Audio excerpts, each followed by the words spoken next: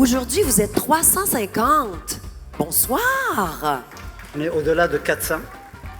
Et ça, c'est l'erreur des architectes qui s'inscrivent toujours à la dernière minute. L'architecture n'est pas un luxe. C'est un levier essentiel au développement humain, équitable et durable. Nous avons même un devoir de solidarité, ici comme ailleurs, et l'architecture peut faire une différence.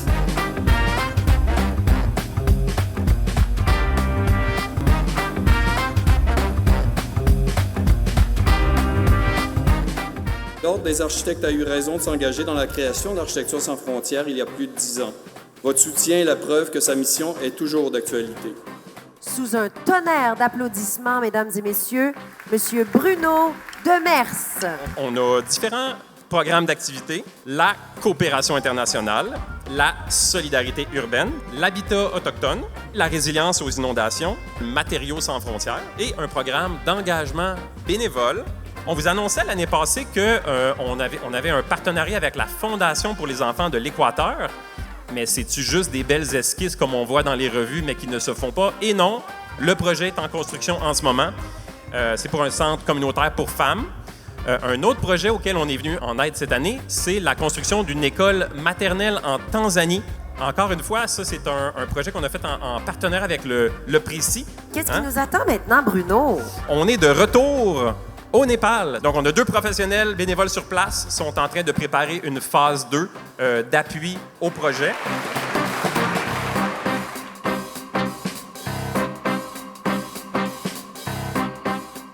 Alors, qu'en est-il de la solidarité ici? Un grand projet qu'on vient de réaliser et qui est un projet d'assistance aux personnes sans abri, majoritairement autochtones. J'ai nommé le projet, regardez bien mesdames et messieurs, le projet Résilience Montréal. Bravo! On a eu l'appel téléphonique et le lendemain matin, on était dans le bâtiment en train de faire l'évaluation des travaux requis. Le projet Résilience Montréal, auquel a collaboré Architecture sans frontières, est au cœur de cet objectif que la réconciliation doit être. Une volonté d'aller vers l'autre et de l'écouter, quelle que soit sa condition.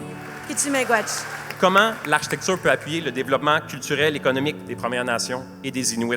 On lance ce soir une déclaration qu'on va vous inviter à signer tantôt sur des iPads qui vont circuler. On prend position pour appuyer la réalisation d'un grand projet d'architecture unique au pays, celui d'une ambassade culturelle autochtone qui s'appelle Destination. Un projet qu'on a rêvé ensemble, André, il y a à peu près 12 ans, quand le Réseau autochtone de Montréal a été créé. La communauté a unanimement déclaré qu'il fallait considérer l'importance de voir s'ériger à Tiohtià:ke un projet d'envergure internationale qui allait unir les expressions traditionnelles et contemporaines. C'est ensemble qu'on va réussir à construire un Montréal qui est représentatif, un beau Tiohtià:ke, où on est fiers de la présence des peuples autochtones dans notre culture, dans notre histoire et sur notre territoire.